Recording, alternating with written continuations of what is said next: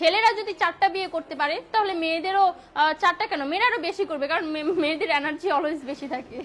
ছেলেরা যদি 4টা বিয়ে করতে পারে তাহলে মেয়েরা পারবে না কেন? অবশ্যই পারবে, কারণ নারী পুরুষ সমান অধিকার। আর যদি একটা কথাই চিন্তা করি তাহলে মেয়েদের চেন কোনো কাজে লাগে না, চেন খুলে মুতার অধিকার তো তাদেরও আছে।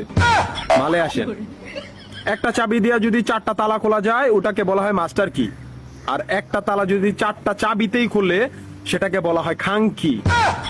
ধরেন আপনি 4টা ইঁদুর পালেন, আপনার কাছে গর্ত আছে একটা, বাহিরে অনেক বৃষ্টি, বুঝেনি তো ওয়েদার ডিমান্ড, এখন 4টা ইঁদুরের একসাথে গর্তে ঢুকতে হবে, তখন আপনি কি করবেন?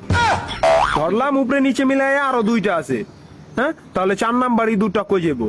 কানের ফুটা দা না নাকের ফুটা দিয়া? হ্যাঁ, তার মধ্যে মাসের মধ্যে 7 দিন থাকে লকডাউন।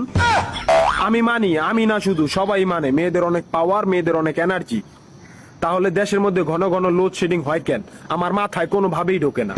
একটা ছেলে যদি 4টা বিয়ে করে, 4টা ঘরে যদি 10টা সন্তান থাকে, তারপরও বাপের নামে একটাই থাকবো। এখন আপনি যদি 4টা বিয়ে করেন, একটা সন্তান হয়, তাহলে বাপের নাম কি দিবেন?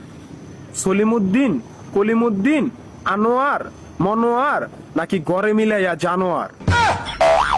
আপনি কি নারী না ঢাকা শহরের লোকাল গাড়ি?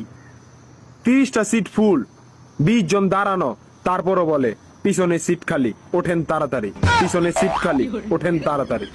শুধু এই সমস্ত মেয়েদের কারণে পুরা নারী জাতির সম্মানহানি হয়। আমাদের উচিত সিটি কর্পোরেশনের কুত্তা মারার ইনজেকশন দিয়া এদেরকে মেরে ফেলা, যাতে এদের জন্য অন্য কোনো মেয়েদের কেউ খারাপ নজরে না দেখে। মারানি কোনানকার।